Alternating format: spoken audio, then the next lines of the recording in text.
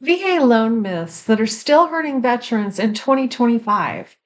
I get fired up about this because I see stuff on social media, or I hear a real estate agent or even a loan officer who seems to know VA loans. They start talking, and I'm like, oh no, they don't know. Or they feel they know, and they were taught by a lender, maybe who is very strict and doesn't follow all the VA guidance, which is pretty flexible compared to some lenders. So, what I want to talk to you about is three myths. There's many more, but I'm just stick with the three. If you get a lender who is requiring something and mentioning the word FHA and it's a VA loan, that's a problem. I would ask for a second opinion right away. And you can subscribe to this channel. You can do comments to me. There's contact information that you can reach out to me. And as a person who has been doing VA loans since 1986, trained by a Vietnam medic who, when he got out and he started looking into what he wanted to do with his life, he wanted to help veterans get home financing. He hired some veterans. He made it my job to learn everything I could from him on working with veterans, on understanding their needs, on working directly with VA in San Francisco.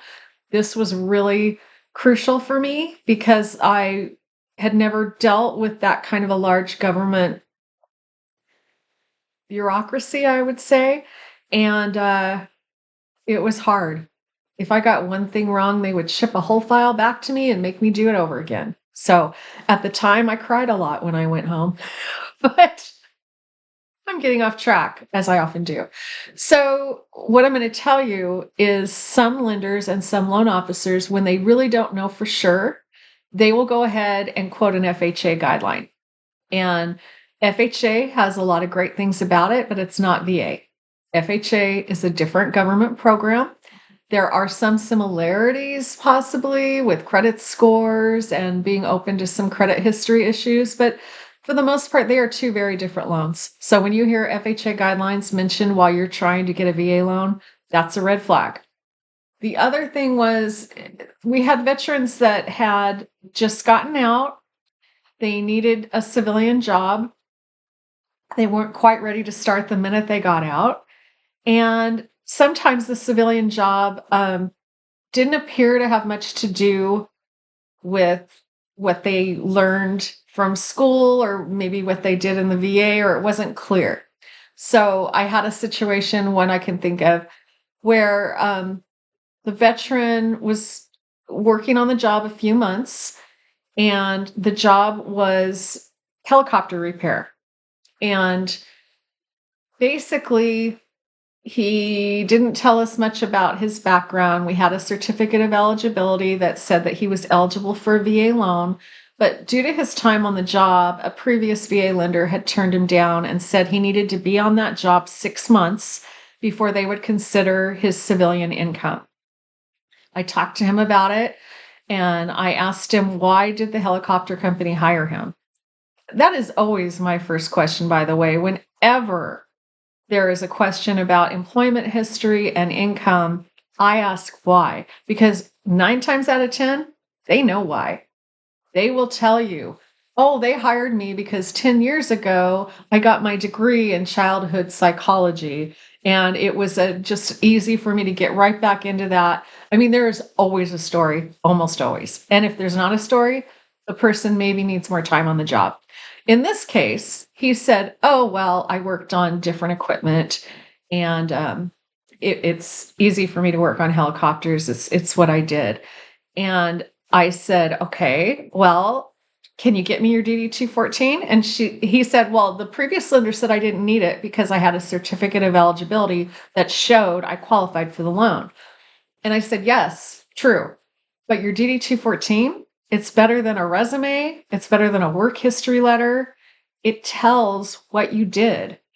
And in this case, it made all the difference in the world. It was very clear that he had worked on machinery, that he had been trained in this area, and it was a no-brainer to get this loan approved.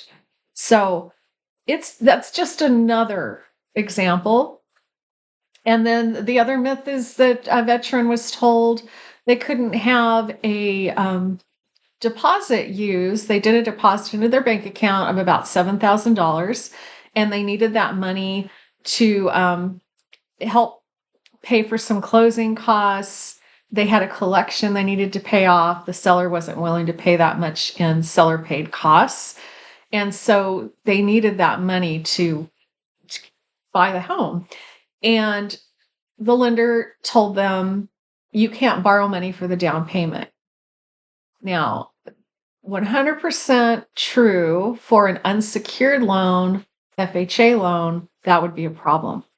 Anybody could borrow money if they secure it. So I have helped people who maybe they owned a car that had no loan on it, and it was a decent car, so they could get some money off of it. If it's secured, we just count the payment in the debt to income ratio, and we just go for it. In this case, though, this veteran really did just take out he got a really good deal on doing a draw for $7,000 unsecured.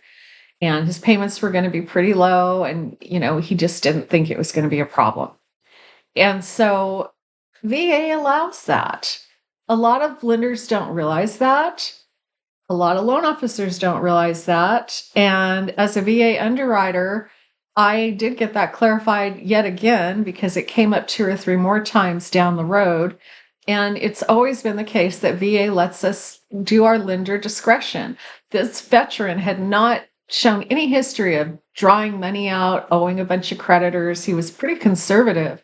And the only reason he did this was so that he could pay off a collection, have some money for closing costs, and just have a little bit of a cushion. Called VA, said, I'm fine with this. I feel I should do this. And they were like, just put it in your write-up. You're the underwriter. You write out why you were okay with this, getting an unsecured loan to help get a loan. And we're going to back you up unless we disagree. Now, I had no problem with that. I wrote it up, and the veteran got the loan. And basically, I just said they're not a high debt user. They don't have a history of doing this. They did this to put themselves in a better position. Buying the home puts them in a better position, and done. So please don't give up. If you're a veteran and you're trying to buy your first home, it can be so overwhelming. Even if it's your second home, it's overwhelming. I can't even tell you how overwhelmed I was. And I was in mortgage banking, but the times I had a home loan, it drove me nuts until the deal was closed. So, and I knew all the stuff in the background that would happen that was stressful. So find somebody that's an expert. There are VA experts out there. There are also people that say they're VA experts and they're not. All I know is you can trust me, and you can trust I can help you with VA financing. And I am here for veterans 100%. This is for John Allie, the veteran that trained me all those years ago in 1986, and it formed my entire mortgage career, actually, because I just fell in love with the program and helping veterans and finding ways to make their lives easier. And I will continue to do that as long as I possibly can. So I just wanted to share that. I wanted to share some encouragement and just get a second opinion. At the very least, get a second opinion, if not a third. Okay. Thanks for listening.